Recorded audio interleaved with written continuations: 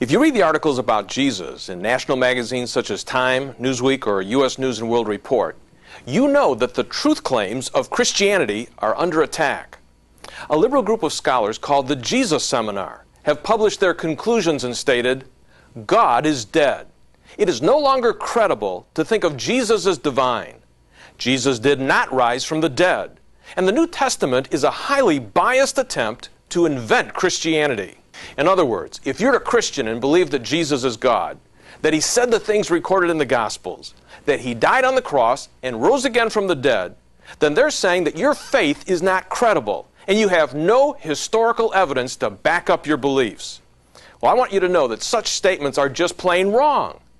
My guest today is Dr. Gary Habermas, who has 2 earned doctorates and written over 100 scholarly articles on the life of Jesus.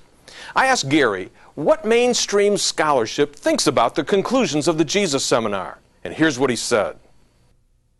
They're not mainstream, and they do not speak for even most moderate scholars. Now, my comment about the facts, I think if we do link ourselves to what history says, we've got a situation where we can know a lot about Jesus, dozens and dozens of facts about his birth, his life, his teachings, his death, the trial, everything, his burial, and especially his resurrection appearances. And we're not even short of information regarding his deity. We find that in material both in and outside the New Testament.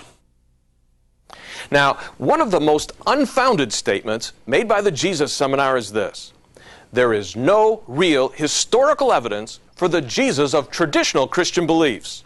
Well, that's simply false. Dr. Habermas lists some of the different sources where historical facts about Jesus can be found. Listen. Well, as far as the facts are concerned, the New Testament has always been and remains the best source for the historicity of Jesus.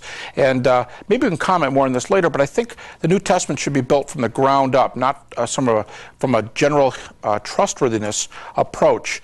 But I think beyond the New Testament, we have to look at Christian claims outside the New Testament. We have to look at 12.5 non-Christian sources outside the New Testament. Archaeology chimes a few things in here. And when you put it all together, we have quite a lot of information about Jesus and his life in the first century.